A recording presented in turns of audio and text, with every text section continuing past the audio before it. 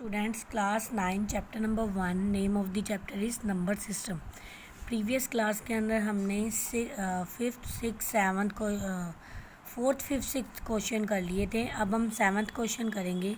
Seventh question के अंदर वो कह रहा है write 3 numbers whose decimal expansion are non terminating non repeating.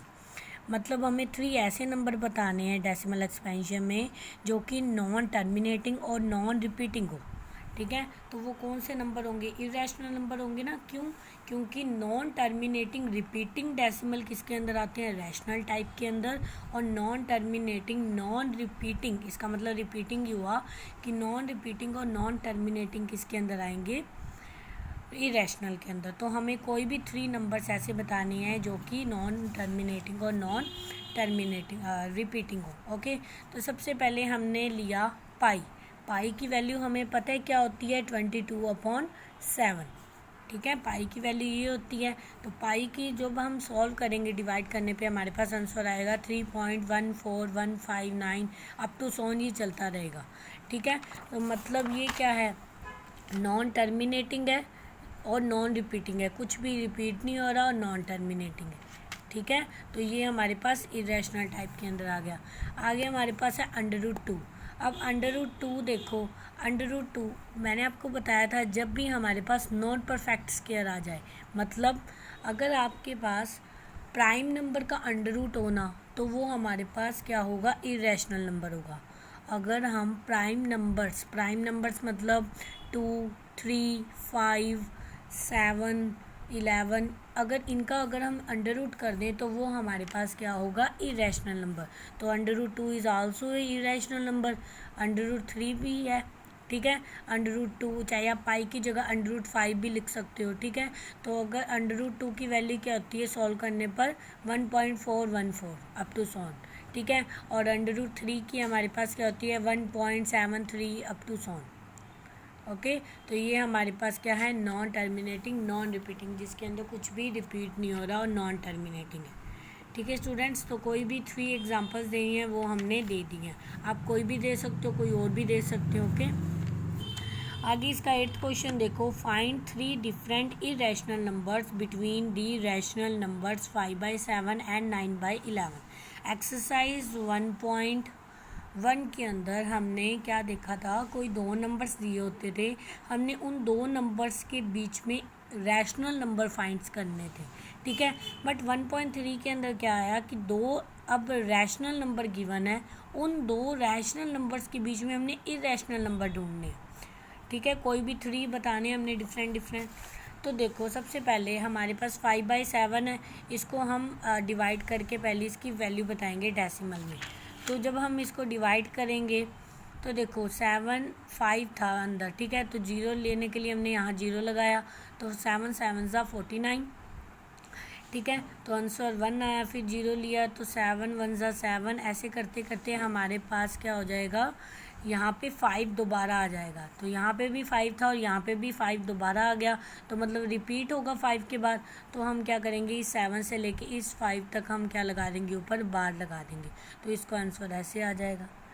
ठीक है, और वैसे ही हमारे पास 9/11 का जब हम करेंगे तो 1 के बाद उसके ऊपर बार आ जाएगी. अगर इसको डिवाइड करके देखेंगे तो ये आ जाएगा 0.81 का बार.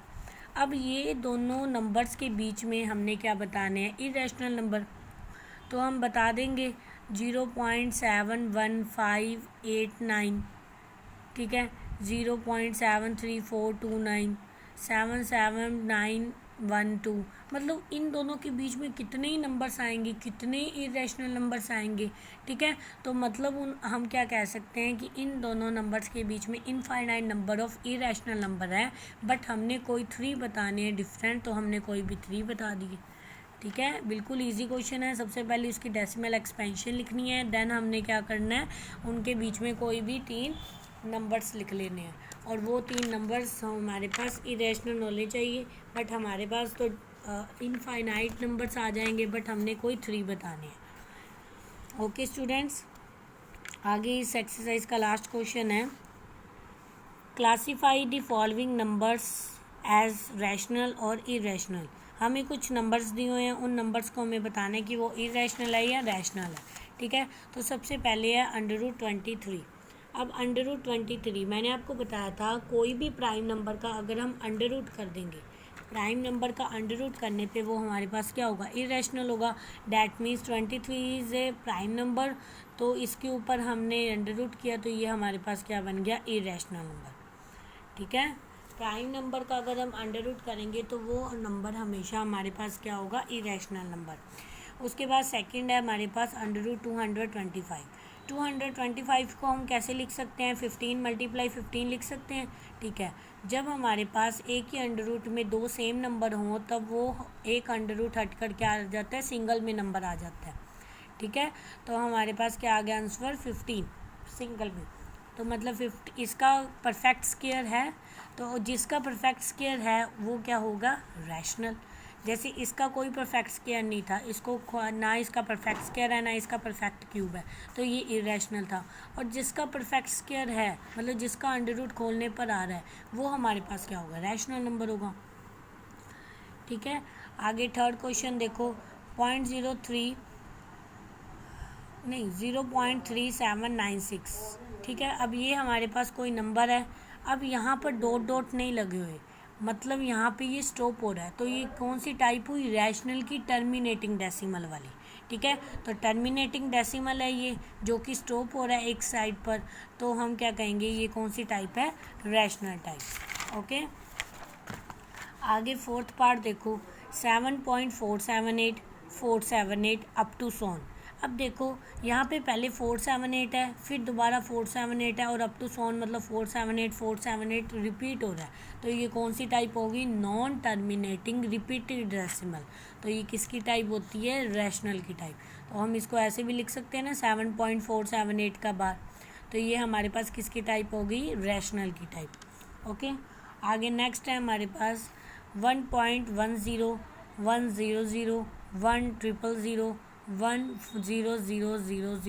फिर 140 है, फिर 50 आ जाएंगी, तो ये हमारे पास है non terminating non repeating decimal. कौन सी, non terminating non repeating decimal, जो कि नॉन टर्मिनेटिंग है।